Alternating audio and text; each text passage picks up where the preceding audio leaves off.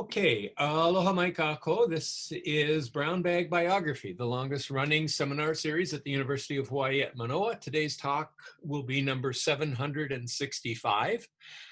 These talks started in the mid-1980s. They were originally the idea of the emeritus director of the Center for Biographical Research, George Simpson, and they are very ably and wonderfully organized and advertised by Zoe Sprout, who is the graduate assistant at the Center for Biographical Research, and Paige Rasmussen, who is the managing editor for the Journal Biography and also the manager for the Center for Biographical Research. Before I introduce our speaker today, I just want to give a couple of announcements about procedures and also upcoming talks. Next week, in keeping with our focus on late 18th, early 19th century, which we're going to be dealing with today, we're going to have a talk entitled Materializing Queer Genealogies at Horace Walpole's Strawberry Hill. This is going to be by Emily West, who is an assistant professor in the Department of English. If you know something about Horace Walpole, he is a remarkably interesting, intelligent, and eccentric character of the late 18th century in England. He was a direct relative of Robert Walpole, the first prime minister really in England, and was himself a writer in the sort of horror and fantasy genre. And Strawberry Hill is one of the most remarkably quirky and interesting sort of faux antiquarian buildings in England. There actually is a lot of crossover, believe it or not, because Emily West's specialty areas are actually in literary history of the 18th century, but also science and exploration history. And in fact, with a strong interest in the kind of issues that Brian has raised in his earlier book on Captain Cook, and might actually show up today in terms of the notion of the literature and writing and life writing about exploration. So that'll be next week, same time, same place. If you want to find out about the upcoming events, Zoe Sprott will put in the chat the link to be able to join the CBR mailing list, and also the information necessary to follow us on Facebook, Twitter, Instagram for updates about the various events. One further thing, after Brian has completed his remarks, we will open it up for questions and comments. Because issues of security in terms of our new Zoom environment are still being worked out,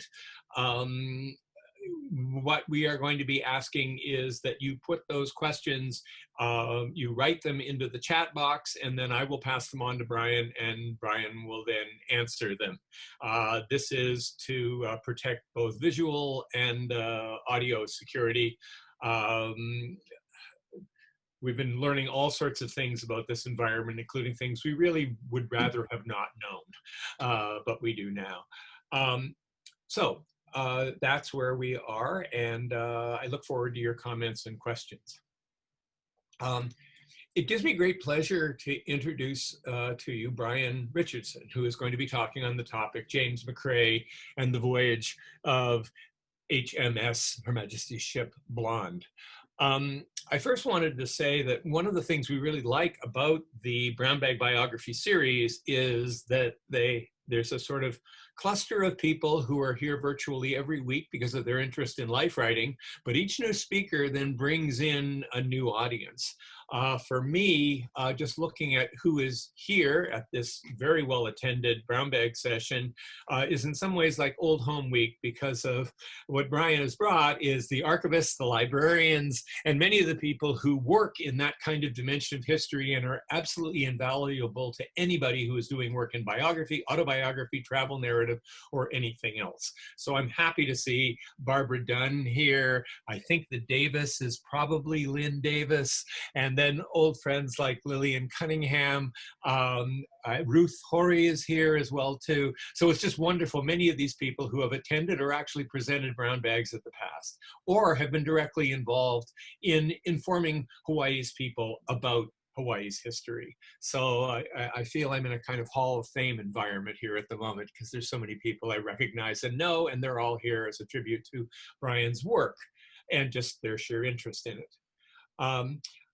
So in terms of this work in relation to life writing, Brian has been engaged in a variety of kinds of historical projects, but what seems to bring them together primarily is that notion of working with archival or first-person narration, whether that's in journals, whether that's in diaries. In short, the kind of first drafts of history that many people produce as eyewitnesses to the scene. His previous work on Captain Cook is very much tied into the notion of British exploration as an aspect of scientific exploration. And I think we're going to get some of that today. When I talk to people about this, I often tell them in terms of intellectual history and science, the Cook voyages, the Blonde voyage are in some ways a kind of dream team in the sense that what's assembled there are a number of people who are experts in a variety of fields, and that this is going to continue on. It's going to be crucial to where Darwin is eventually going to end up being produced. And it's also even going to extend to Hawaii into things like the Mongeraven expedition in the early 20th century. So I'm very much looking forward to this because the convergence of the visit of the Blonde brings so many aspects of Hawaiian history and culture and English history and culture together. Brian has PhDs in political science and philosophy from the University of Hawaii at Manoa. He is currently a reference and instructional librarian at Hamilton Library. His previous book on the voyages of Captain Cook was entitled Longitude and Empire, How Captain Cook's Voyages Changed the World. And he's also edited the journals of James Macrae, Botanist at the Sandwich Islands, which is his most recent work. He's going to be talking about James Macrae today in the context of HMS Blonde. I'm sure he will fill us on the details that some of us are familiar with, but some of us not so much. The Blonde, of course, arrived here carrying extremely important royal cargo and then extended out into other matters and other affairs. And there was a Byron on board as well. So I'm very much looking forward to hearing Brian talk about the results of his research. So it's a pleasure to introduce Brian Richardson. Okay, thanks, Craig. Thanks, Zoe and Paige, and for everyone who's attending. My plan today is I've got a PowerPoint it's about eight pages or so, and then what I have is a video that essentially lays out where the Blonde goes, and then what Macrae does at those points. So let me share my screen here. I'll share the PowerPoint. Oh, and what I want to do is hide video panel. Okay. Sorry, let me just turn off my video. There we go. Okay.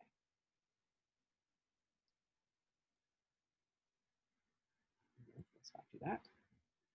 Okay, so James Macrae and the Voyage of HMS Blonde. Let me first step back for a second and describe the project itself, the creation of the book. So the publication of the Voyages, or the Journal of James Macrae, was funded by the North Beach West Maui Benefit Fund, which is a nonprofit in West Maui, with the support of Lance Collins, who I think might be here. So thank you, Lance. It was produced by the University of Hawaii Press. It's not a University of Hawaii Press publication, but they're the ones who handled all the mechanics of creating it, and they're also the ones who are handling the sales. So if you're interested in starting a book club, you'd contact them. So the initial plan, and this is, I don't know, 3 years ago, I'll make up a date, was essentially to reprint William Wilson's version of Macrae's journal, which was published in 1922. So, the Voyage of the Blonde was in 1820s, the mid-1820s. Macrae writes a journal. He's sent out by the Royal Horticultural Society in London to do various things, to bring plants to Hawaii and so on. But what he does is he writes a journal, and then when he takes it back, it essentially just gets shelved, right? No one really reads it that I'm aware of. Certainly it was not included in the official publication. When the Blonde returns, there is the official, here's the Voyage of the Blonde, which was by pretty much all accounts a failure. It wasn't well written. It was based on the journal of the Reverend Bloxham, who was he was fine, you know, but he was no Captain Cook in terms of collecting information and so on. And it really lacked a lot of detail and so on. So it was, you know, the voyage, the published voyage itself was not that impressive. And then Macrae's journal was really inaccessible. I mean, some researchers may have accessed it for certain purposes, but it had never been reprinted. And so in 1922, William Wilson, who was a resident of Honolulu, published a version of it. And I'll talk about that in a little bit. And so the initial plan was to include that as a reprint, and then also to include an analysis of how Wilson's version might have differed from the original. So the hope was to go to the Royal Horticultural Society, spend a bit of time focusing on key passages and so on, and just see how much editorial impact Wilson had. That didn't work for a couple of reasons. One was that it was difficult to get to London at that point.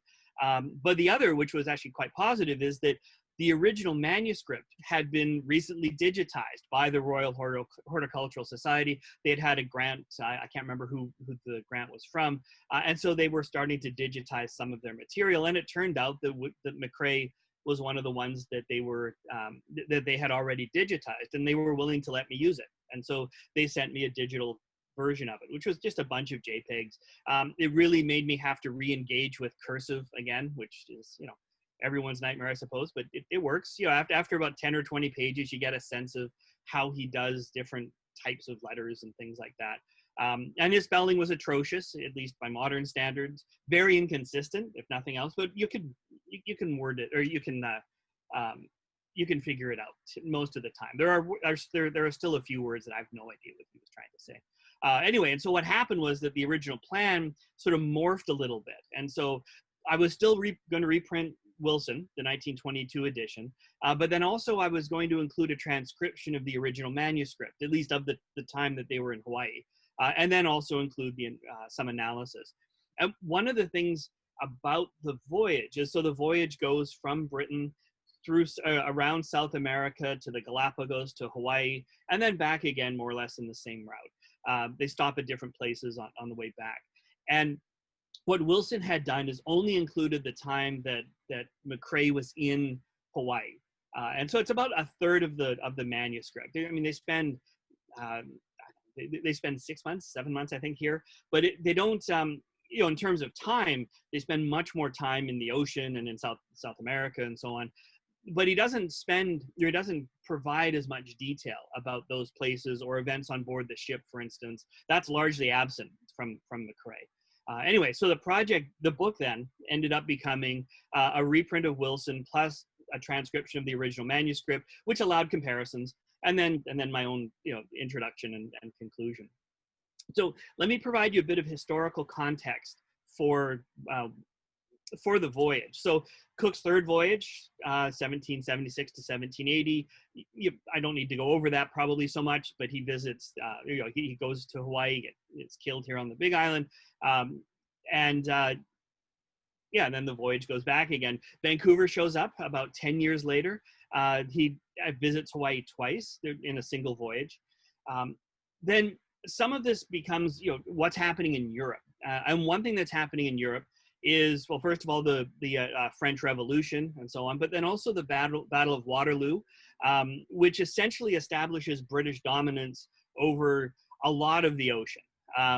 You know, at least if they wanted to. I mean, yeah, there's, and in particular, I think the Pacific became much more, the British became much more ascendant in the Pacific. And one thing that happens is that Napoleon dies on the island of St. Helena, which actually Macrae visits on the way back, as we'll talk about. Another is that George IV ascends to the throne in 1820.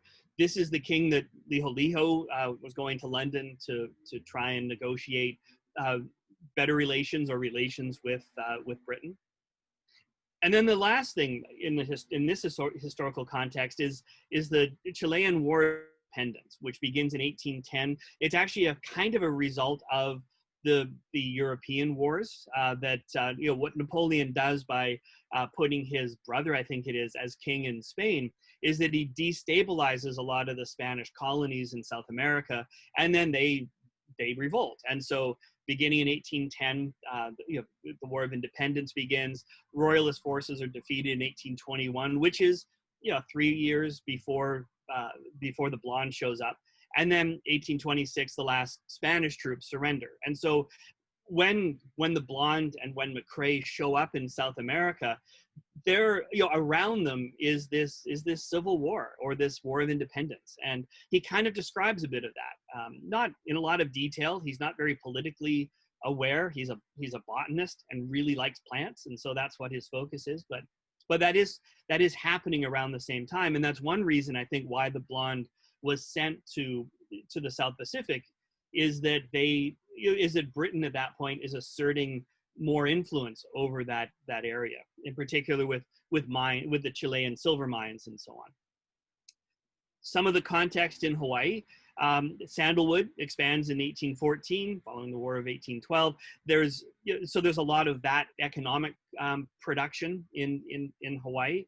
Kamehameha I dies in 1819, about 5 years before the Blonde shows up. Kamehameha II dies in London in 1824. And this is what the Blonde is doing. Partly is why they're going to Hawaii, is they are bringing back the bodies of Kamehameha II and his wife Kamāmalu. Also in 1820 and 1823, there were groups of American missionaries, and I'm going to assume that we are aware of at least the general outline of Hawaiian history at this point. One of the ones that's important that I don't know how much people know about is Francesco de Paula Marin, or Manini as the Hawaiians referred to him. He arrived somewhere around 1793, 1794. Not a lot is known about him. There's a little bit in Foster's Botanical Gardens, and there's a Marin Tower down by O'Toole's, which is where he was found. Like, his body was found when they were building that building. But he was one of these initial sort of European advisors, I guess, in Hawaii. He also was one of the ones who brought things like grapes. He brought grapes over from some Central America or South America, as well as other things. And so he not only was an advisor, but he was also, I guess, a botanist. I don't know. I doubt he was trained in that field. Again, his history is a little murky, but yeah. But he's a relatively powerful non-Hawaiian in the Hawaiian context. I think he was actually the doctor for Kamehameha I as well. Okay, so that's some of the context in a fragmented sort of way. So let's talk about the HMS Blonde. So the HMS Blonde was a fifth-rate frigate, which with 46 guns. The ratings of ships were basically based on how many guns they had, but it was also how large they were. So 1819 was when it was launched. It was likely the largest ship to reach the Hawaiian Islands at that point. And there's an episode where the Hawaiians are actually sort of laying themselves out on board to measure how large the ship is. I think it was at least twice the size of the Endeavour. An American military ship shows up the next year, I think, and it's roughly the size of the Endeavour, or not the Endeavour, but Cook's and Vancouver's ships were half the size, if not smaller. So this was a huge military ship by Hawaiian standards. Now, this is a detail from a portrait that was painted, which I'm sure we've all seen. It's at the Academy, or the museum, I guess they call it now, by Robert Dampier, who was the painter on board the Blonde. This is a portrait of Nahiena. It's a detail from it, but you'll notice in the background is the Blonde, right? So there's a little picture of it. So this was painted by Dampier. It was engraved by Edward Finden.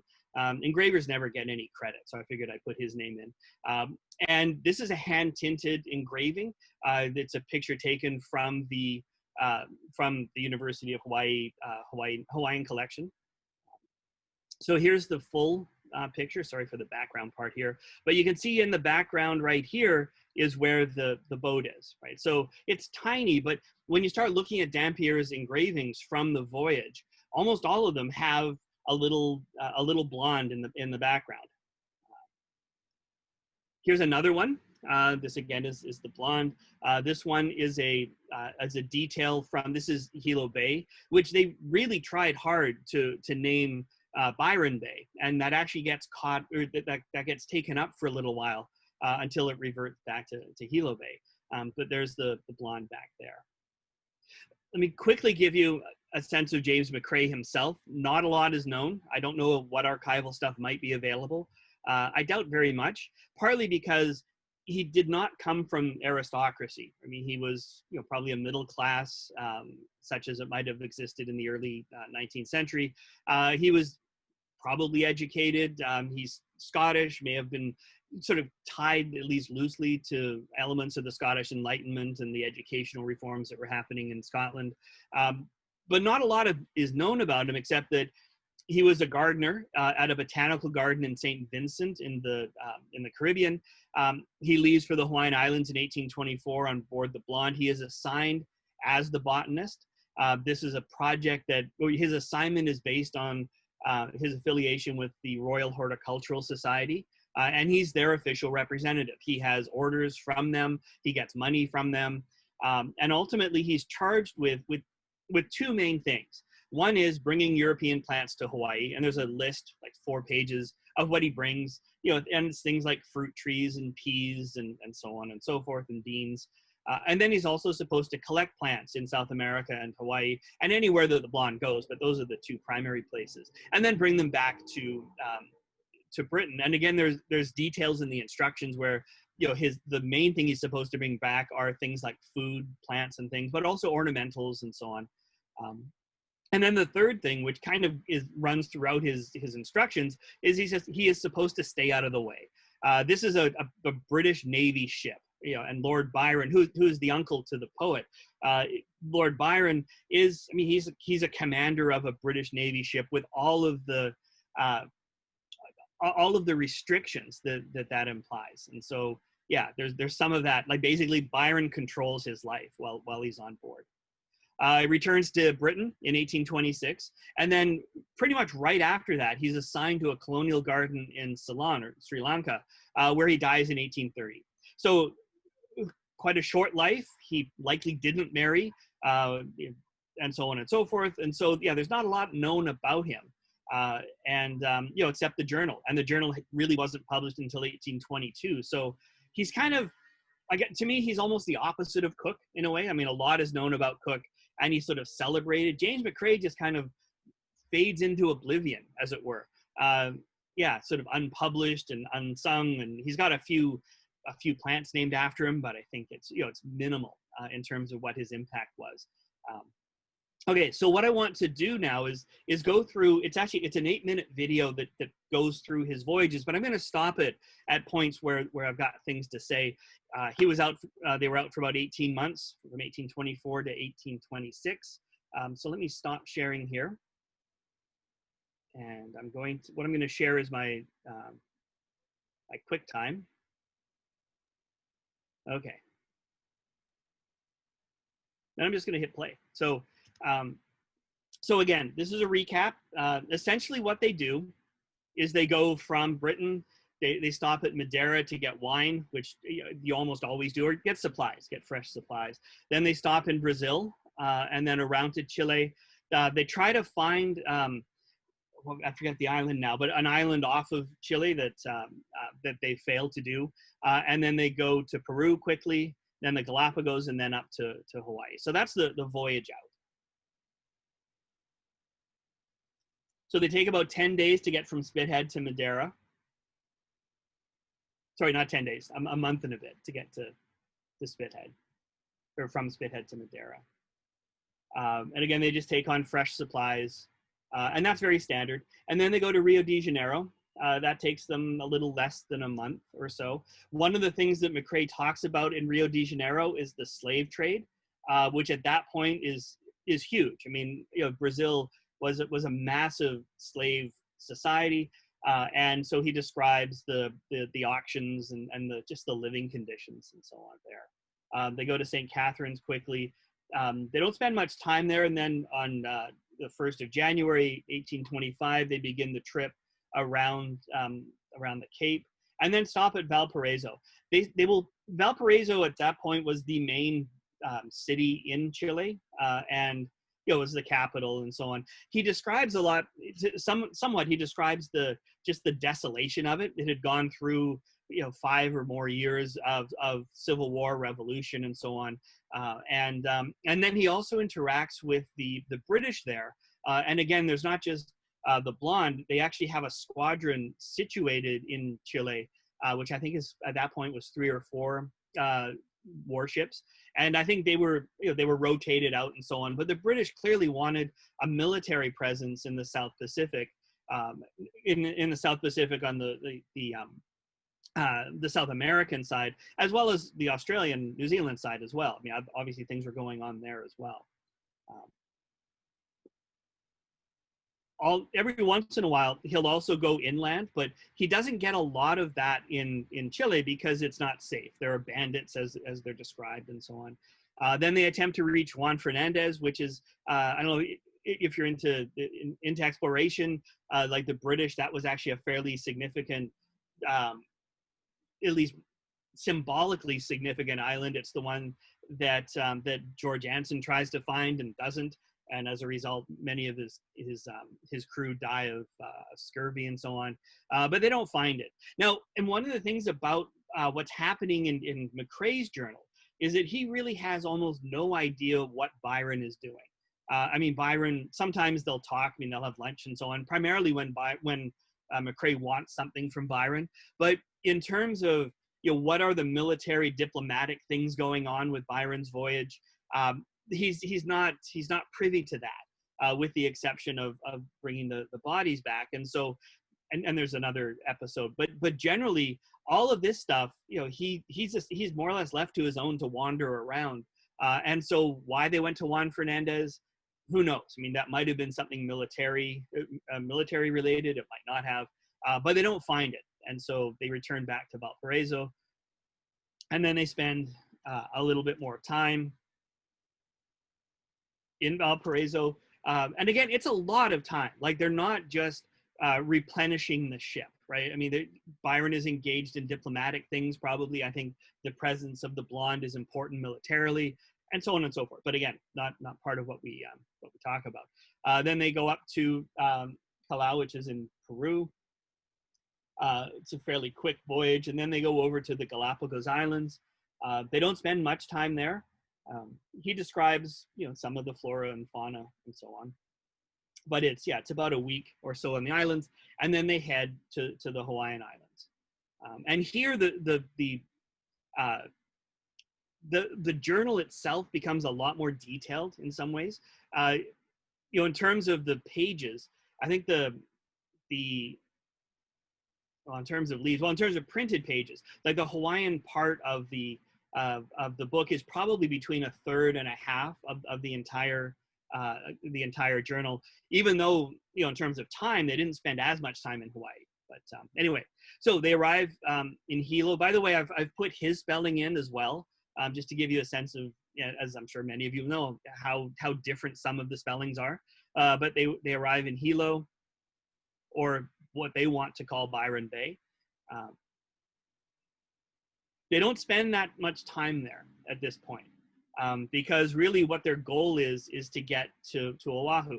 They go to Maui, they stop in Lahaina, they spend a day or two there, or a day there, and then they go to Oahu. And this is where they stay for a while. Now here's a blow up of the area. This is where, let me pause this.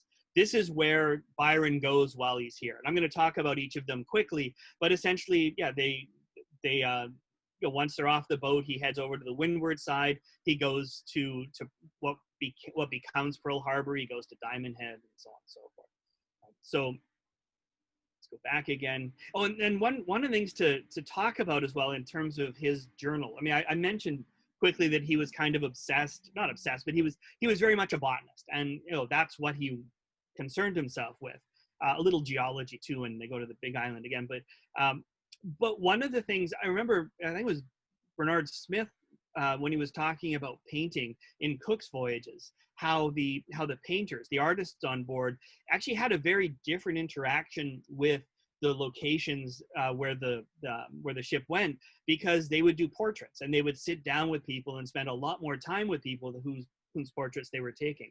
And he said that that was one reason why the artists tended to have more, sort of closer bonds, I suppose, or maybe have access to a greater sense of the cultural dynamics and so on than would have happened with someone like Cook, right? I mean, Cook was probably, was in this security bubble, if nothing else. And so even though Cook had access to a lot of stuff, there wasn't the same kind of intimacy that the painters would have had. And I think you could say something similar to the botanists. I mean, the botanists spend a lot of time walking around, right? They go, and so the idea of walking from Honolulu to the windward side in a day, I mean, you could do it. I mean, obviously the roads make it a lot easier. And then walking back again the next day and walking to Diamond Head and back in one day from downtown Honolulu. I mean, unless you're a walker, that seems weird, right? But I think for him, that's kind of how he related to the physical world, right? He was someone who went, who went hiking, who went collecting plants and so on. And what that meant was, I think that he had a different relationship to space, in the sense that it was much more, I mean, he covered a lot more ground than probably most people on board, and so on. Anyway, so here's where he goes on Oahu. And we'll just talk about these fairly quickly.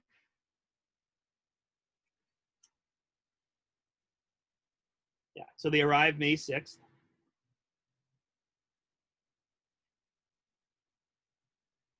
And then one of the things that they're focusing on for the first week or so is getting the bodies of the monarchs off of the ship, and then they participate in a funeral, the funeral procession.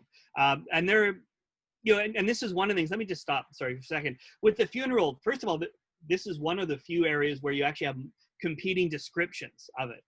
So you have Macrae's. You also have William Ellis, I think, gives one. And then Bingham gives one as well. And then there are others which I talk about in the book. And one of the things I find that's interesting about Macrae is that essentially he's a nobody in this, right? I mean, he's this sort of lower class, mid-range scientist type that's on a military vessel who has no status whatsoever in terms of the hierarchy, the aristocracies of either, in Hawaii or on the ship. And so instead of being part of the procession and so on, it comes across that he's more or less this guy standing behind the crowd watching it go by. And I think that's interesting. It provides a different perspective. Bingham, for instance, which I talk about in the book, is very different. I mean, first of all, he's living there. He knows his stuff. And instead of actually describing a lot of the details of who follows whom and so on, which he does, but fairly quickly, he goes into much more describing the ornamentation of it. In ways that I think indicate that he's familiar with these items and so on. But anyway, so yeah, he describes the funeral, and at that point he's allowed to leave, because one of the things that Byron had said to him and to everybody was they're not allowed to go anywhere until the until the funeral, right? And so he kept wanting to go, and he comes across sometimes as kind of a whiner in a way that he'll say, well, why can't I go there? And Byron will say no. And then, Byron gets his way because Byron's in charge of this. But anyway, okay, so May 13th and 14th, they travel up Nuuanu and over the Pali. This is before roads. And so it's, basically it's a trail. He describes people on the trail and so on, carrying pigs, and he describes tattoos and so on. And that's one of the things I find interesting about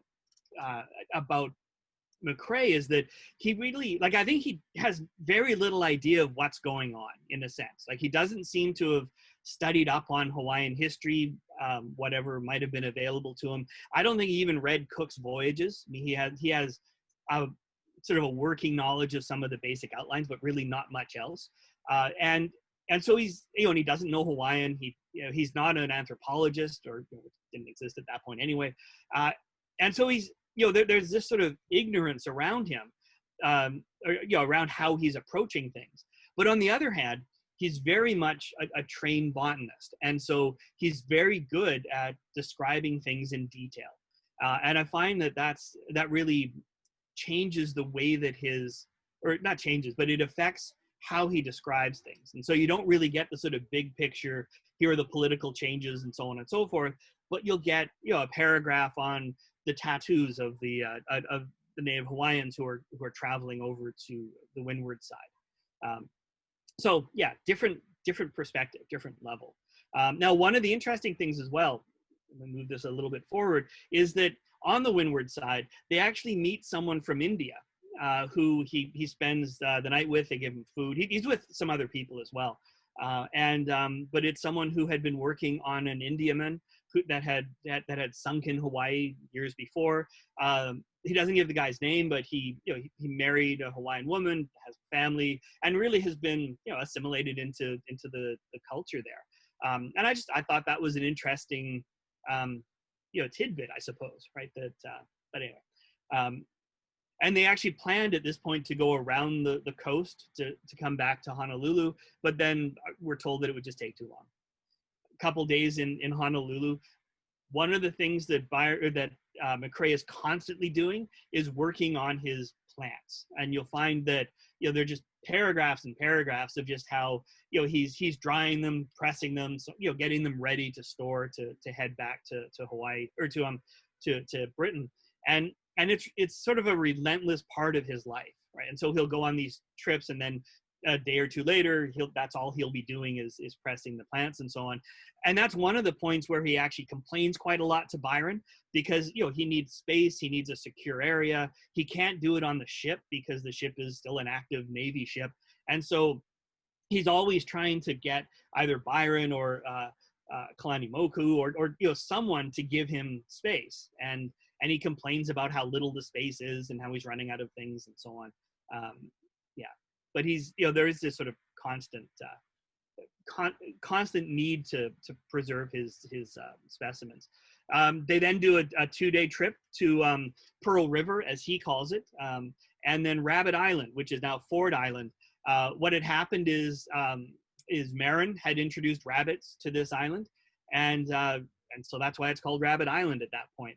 And I think at some point it gets purchased by the Ford family, not the car company. I don't think it's some other Ford family, and that's where that name comes from. But yes, but at this point it's Rabbit Island. So they go overland and then take a ship, and then they go with there are like 8 people that go with them, including a few of the women on board the ship. One of the things with the Navy ship is officers are allowed to take their wives on board. At least during times when there's not open warfare, and so they get to Fort I, or they get to Rabbit Island. They spend the night there, and then he comes back again, like north of Pearl Harbor, and then overland. This is actually an example. So one thing that he sees is a hula presentation. 2 men come into the hut, or into the tent, and perform hula. There's a brief description. He's not that good at describing that kind of stuff, and so it may be interesting, but it's fairly brief. He comes back again, and then he spends a day in Honolulu working on his plants as usual. Incidentally, let me go back to the Pearl Harbor one just for a second. So one of the things that I did was I compared Wilson's version with the original Macrae version to just see what was changed, what was left out, and so on. And there were some things that were left out so for instance, at one point later on, he sees and describes in a fairly long paragraph preparing a dog for food, right, for dinner, and he goes into details of the slaughter and the preparation and so on. And then what Wilson does in his version is he just said, he just writes, and they ate a dog or something like that. So he doesn't give the details of it. And I think that's, I mean, that's intentional. I think I think Wilson is trying to sort of moderate some of the things that readers in the 1920s may not have enjoyed. One of the things that happens in Ford Island or in Rabbit Island is they get lost. One group goes one way and one group goes the other around the island, and they're all just in a really foul mood. And so what he describes, what Macrae describes, is when they finally get to the place and they're all sitting around in the house, they're all just really annoyed until they break out the wine. Right, and then wine gets poured around, or it gets passed around, and then everyone's okay, right? And one of the things that Wilson does, I noticed as throughout the book really, is downplay the consumption of alcohol. And someone pointed out to me, 1922, right around Prohibition time, that might have been a reason why, right? That yeah, because there are frequently times when, like the Macrae, for instance, is really, really cold when they climb Mauna Kea, and so they bring out brandy, and that doesn't get included in Macrae in Wilson's version. So yeah, there is an element of cleaning up the text, I guess, for a 1922 readership. But okay, so they go up to Nu'uanu Valley with Mr. Bloxam, who's the there are actually two Bloxams. He's the I guess he's the botanist, but he's more sort of animal focused. He actually makes a mistake and says that they have hummingbirds in Hawaii. It was some other bird that he had shot. May 21st, he goes to Diamond Hill, as he calls it. This is interesting in a sense because he actually climbs the outside of Diamond Hill to the top, and then when they come down, he loses his hat. And he has there's a Hawaiian man who's helping him, his guide and so on. And so they go and try and find the hat. And instead, he hears this shout, and the Hawaiian comes back carrying a skull. And then, Macrae wonders what's happening and finds out later that was a point, I think it's around La Pietra, where people were thrown off the top of Diamond Head or Diamond Hill or Leahi. And so but one of the things I found interesting about that is that he sort of gets annoyed with the Hawaiian for not bringing the skull, because he would have taken it, right? That there was a sort of, I'm going to collect bones as well, kind of thing. All right, so he climbs Diamond Hill, comes back again, spends a couple days in Honolulu, working on his samples. Then he goes and visits Mr. Wilkinson, who, again, he's sort of written out of the history. I think he was brought by actually at the invitation of Boki, but by Byron, to set up a farm, right? I mean, this idea of changing agriculture in Hawaii is a big theme, not only in Macrae, but I think also in sort of the European consciousness in general. Certainly it was there with Cook as well. And so Wilkinson was brought in as a farmer from Britain to sort of show Hawaiians how to grow things or something like that. I have no idea what his, I don't know if anything archival survives connected to him, but but Macrae visits him in an area just north of Diamond Hill. It's not really clear where exactly, but it's sort of the flat area. They're probably by Kaimuki. Wilkinson at this point is very sick. He actually ends up dying a year or two later.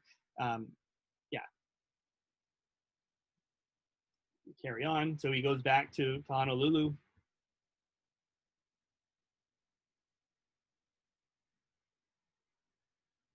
And then he also visits a valley near Diamond Hill.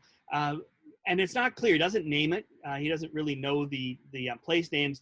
I suspect it's Palolo, but yeah, there's not a lot of evidence to say one way or the other. And then the Blonde leaves for the Big Island.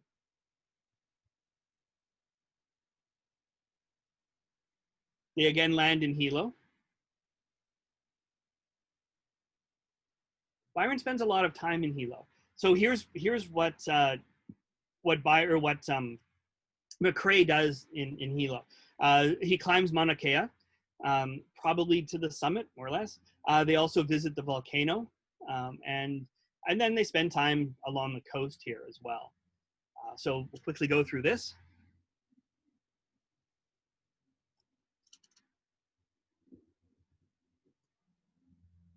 And at this point, he's given more control over his time to some extent. He still has to get permission to go places. And so, yeah, they go to Lapahoi and then they climb Mauna Kea. As far as I can tell, Byron is maybe the fourth or fifth European to climb Mauna Kea. It's interesting there, one thing that he runs across this the Prussian and the Welshman. He doesn't give their names either, but they're there hunting the cattle that had been dropped off by Vancouver, and and so he's able to get meat, and he buys meat from them and so on. And then he also, they climb to the summit. And so there's this description of, of like silver swords, for instance. And so, there's descriptions of plants. He takes geological samples and so on.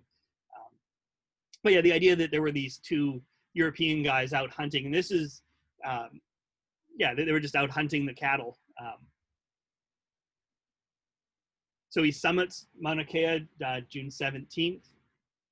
By the way, he's going up with one of the missionaries who had climbed it before when the missionaries had gone around the islands, and he ends up getting altitude sickness this time, and so he has to stop. And it's kind of, it almost is a little, not grim, but you wonder what Macrae's thinking, in a sense that he just says, oh, well, this guy is going to go to sleep, because he's got the motion sickness. I'll just pick him up on the way back. But you wonder how much he was concerned about the guy's safety. All right, they return to Hilo. Takes them a couple days because they go by land. And then from Hilo this time, they go south to the volcano, to Kilauea. There's actually a map in the published version of Macrae's voyage, of the or not Macrae, I'm sorry, of Byron's voyage of the volcano. Now, one of the things about being in the volcano is kind of, in terms of, if you're at all interested in health and safety, it would sort of make your skin crawl, because, they were, first of all, they were just right at the edge of the crater. They were collecting, they collected sulfur and so on. They could see the lava flowing under them in ways that, you would never get that close now. And their shoes were melting and so on and so forth. So it's very interesting in terms of the details, because you get a fairly early account of the volcano, which at that point was very active in the 1820s. So they returned back to Hilo.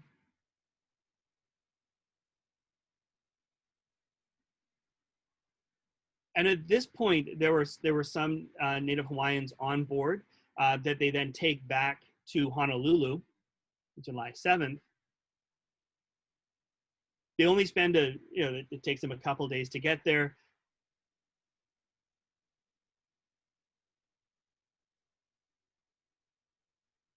And I think at this point, one of the things that happens is that there's this meeting.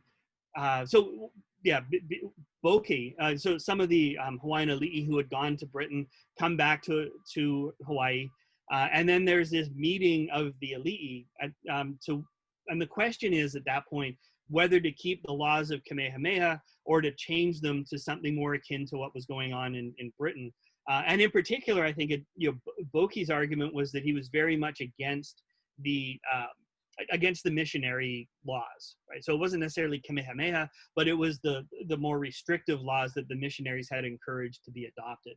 And what Boki had seen in Britain was, Christianity, but a very different kind of Christianity than the American missionaries at that point were advocating for. So there is a meeting. Byron actually has instructions from Britain concerning this kind of instance, and essentially it's the protectorate kind of language where he says Britain does not want other European nations to gain control over Hawaii. They want Hawaii to be independent. And so Britain will work towards that. The meeting ends up deciding to keep the laws as they are. Byron doesn't have, or Macrae doesn't include a lot of details. I don't know if details exist of the actual meeting, but that's one thing that's happening. So then they return back and they go to Kealakekua Bay, where Cook was killed, and and then Macrae once again does some walking around, not that much, but there is this interesting episode where they go up to some of the caves near Kealakekua Bay where bones of the Ali'i were stored, and when Macrae gets there, they look around and there's a Hawaiian man there who's sort of protecting it, but not really that much. I think partly because of what's happened in Hawaii in the last 5 or 10 years with the overthrow of the kapu and so on. And so he looks around for stuff to take, or to ask if he can take, which kind of might be the same thing depending on the context. And And so he, first of all, he at one point takes a fishing rod, but then Byron forces him to give it back. And then he's able to take some carvings, some ki'i from that area, which, you know, he brings back to the boat. And then the officers on board make fun of him. They say, oh, you should just put that in the fireplace or whatever. And that's one of the many times when he gets really angry with the officers, partly because they had actually gotten to that cave before him and had taken all the good stuff, according to him. And so, yeah, there's a sort of resentment element to the voyage as well. But they also find, you know, they find the place, you know, they're like tourists, you know, they find the place where Cook was killed. They find the place where his body was cut up and so on, or whatever. And so on and so forth. So there's all this kind of checking in. Oh, this is where that happened. That's where that happened. And then they also erect the first memorial to Cook, which is, you know, Byron has it's a cross made out of, well, it's a wooden cross basically, set up there as well. But they only spend 3 days there, so they're not there that long. And then from there, they essentially go south. And his plan, at least the way Macrae understands it, the plan was to go to Tahiti, but they don't. Instead they head back to, they find a small island to the south here, and then they head over to South America. Spends more time. Yeah, so Malden Island is the island they find. Very low island named Malden is actually he was the hydrographer, is that the right term, on the Blonde. Then they go back to Valparaiso. They spend a bit of time there again doing who knows what. Byron does more botanizing. He's brought plants back from Hawaii. They go to Concepcion. I don't know why they take so long to get there. Then they go back to Valparaiso. So Valparaiso is really very much the central location in South America. And again, these are not exploring. They're not mapping. I think they're much more strategic. And then they go around the Cape again. But this time they stop at St. Helena. So this is where St. Helena is, in case you didn't know. This is where Napoleon had died 4 years earlier. And again, they do the tourist thing, right? So they go up, they see the house where Napoleon lived. They drink from the fountain that Napoleon drank from.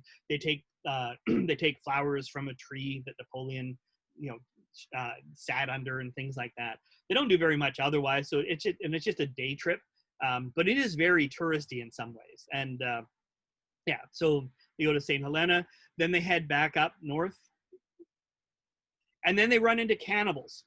And this was probably the most surprising part of the voyage, because I didn't know the details of all the voyage, but they more or less go up, you know, the Atlantic, the middle of the, not the middle, but they go up the Atlantic heading towards Britain. You figure it's all over, and then they run across this ship that's floundered, I guess is the thing. It was a freighter that was bringing wood from New Brunswick to Britain, you know, so it was filled with wood.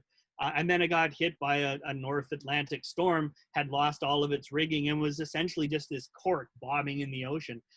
And what happened was that, you know, there were probably initially about 12 people on board, and they couldn't get access to the food because it was underwater, because the ship was basically underwater except these masts. And so they resorted to cannibalism. And so as people, they didn't kill anyone, at least as far as they said, but people were dying of exposure. And this is the mid-northern Atlantic.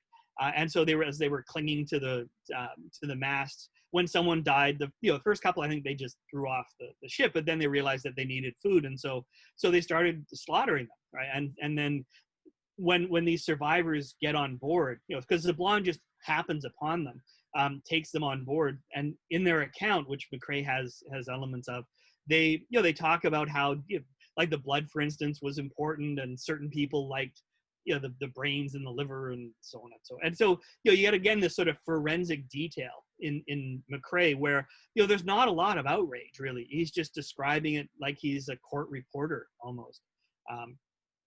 Yeah, and that was very surprising. They take the survivors, they go back to Britain. Incidentally, that ship gets spotted every once in a while, because, you know, it's filled with wood, so it's just floating around, and then eventually someone salvages it. They come upon it. They put some of the sailors go in, they put sails on it, and then they sail it to, I think they sail it to Britain, and then salvage it.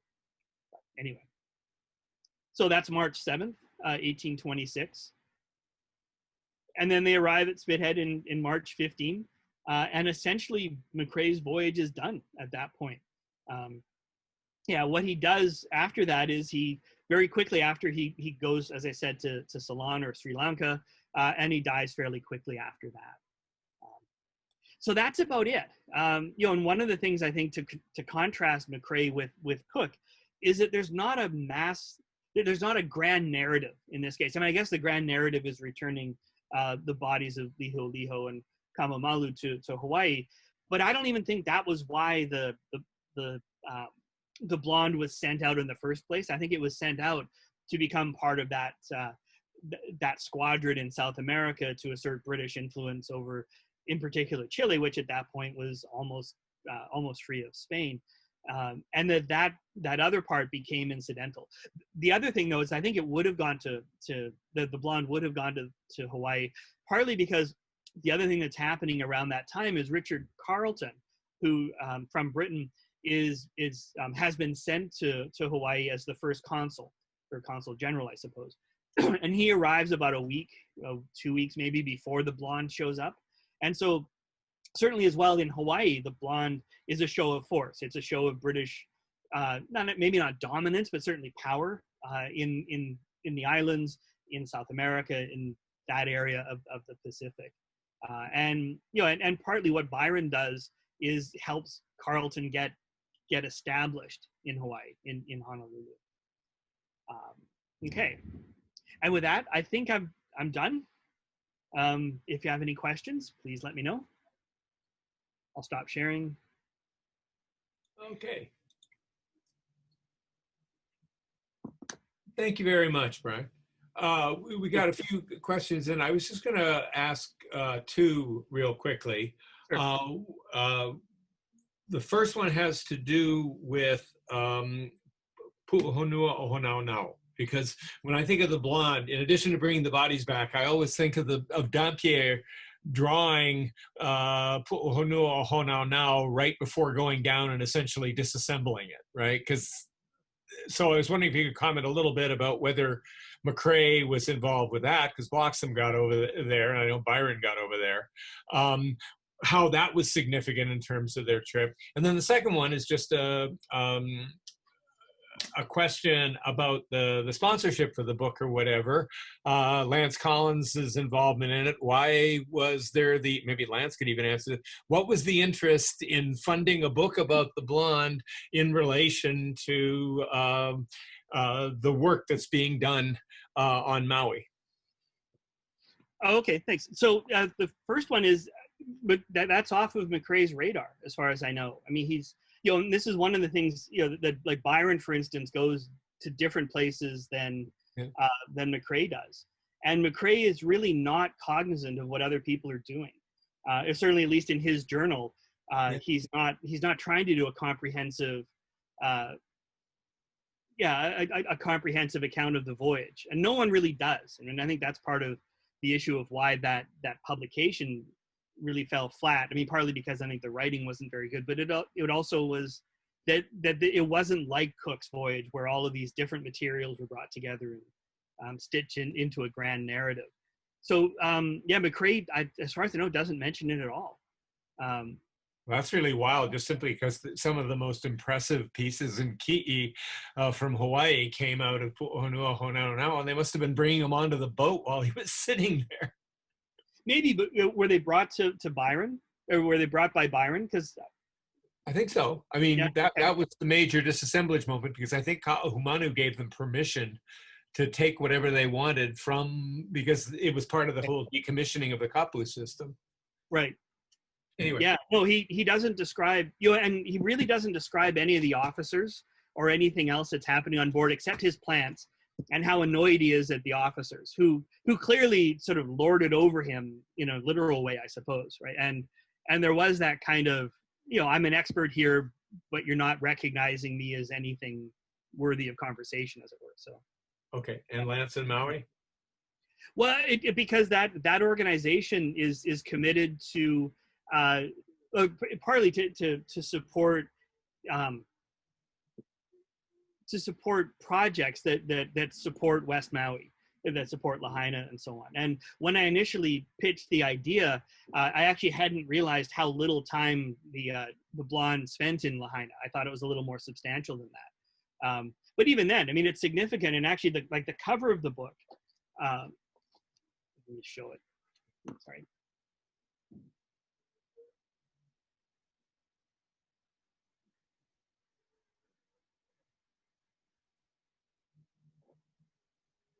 No, I want to, okay. I'm not going to get the right name, sorry. But so the cover of the book here, can you see that with the, so that's actually, so this is an engraving that's tinted again, but it's based on Dampierre's work. But it's the fish pond in Lahaina, the Malulu Olele fish pond. And so, which is impressive that he could do something like that in a day, at least sketch out some of it. So there is that connection, right? And so there are some things that come from Lahaina, but it was a much shorter period of time than I thought it was initially. Okay, now from the chat file, Elani McGuire just pointed out, and I think this happened at the moment when you were talking about the skull narrative on Diamond Head, and she was just pointing out that in the area we were talking about, right around La Pietra, there was a Luakini Heiau there, and a really quite prominent one as well too. Now that doesn't necessarily mean there was a skull rolling down the hill from it or whatever, but it was definitely a site. Yeah. And then from Rosa Barker, she's asking, was the Francis Mary incident in the 1922 book?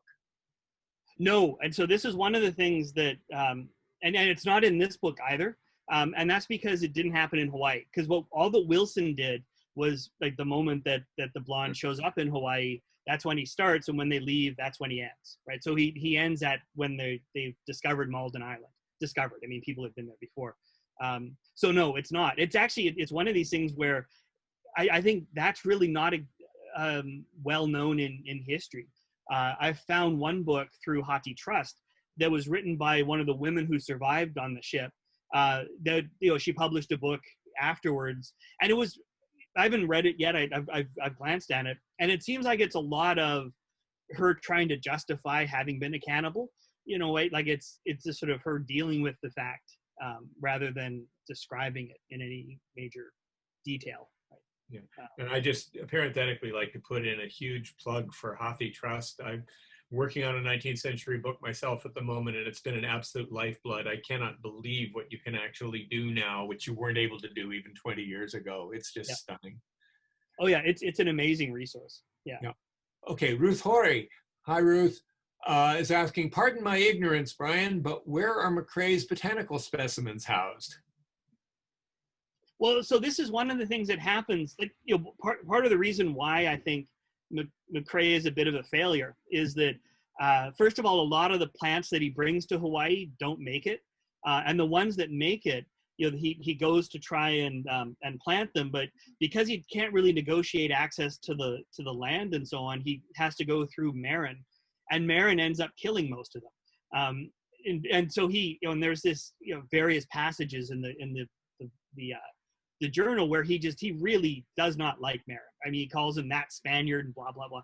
And so I think a lot of the stuff that Macrae brought here, they didn't survive. I don't know if anything survived ultimately, and that might be partly because the stuff that he brought over were probably inappropriate for here as well, right? The stuff that he brought back, I think most of what he brought back were orchids from South America, and so in terms of like live samples from here, I don't know if he brought any back.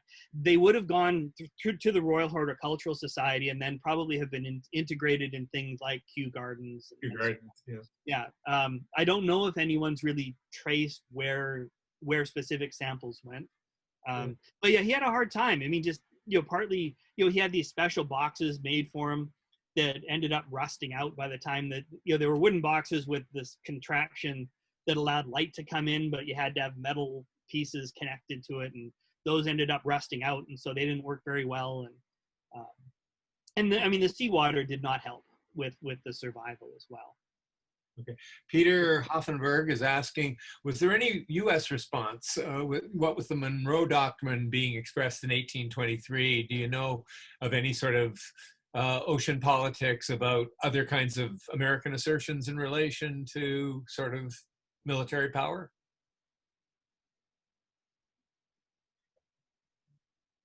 I mean, the United States sends a consul a few years later, and I don't know the details of that. So there is this idea of, and this is kind of the beginnings of more formal diplomatic relations between Hawaii and European and American powers. Yeah, I don't think there was an official one. Partly because I don't think Byron really made any official statements, right? And in a sense, I think it might be, there was certainly activity on in Hawaii in terms of diplomatic relations and so on, but I don't think there was any statement on the part of Britain connected to the voyage of the Blonde.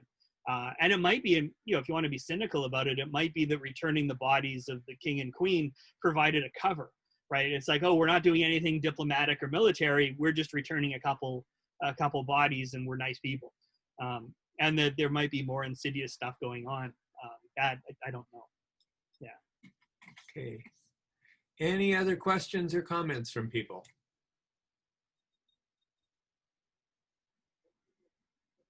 So I've got one more incident if I've got time. Yeah. Couple minutes, yeah. So one of the things that happens in Honolulu is that Byron brings what's called a magic lantern on the ship. And a magic lantern is, it's essentially a video projector, right? And it's got a light source and some lenses, and then a glass slide basically, and you can project images. And the history of that is actually like 1820, I think, is when this happens. Magic lanterns had been around for a long time, but they become actually much more effective in the 1820s because of changes in lighting technology. For instance, a particular kind of lantern that gets developed in the 1810s that that changes the way that the light, it's like 10 times brighter than a candle. It doesn't flicker and so on.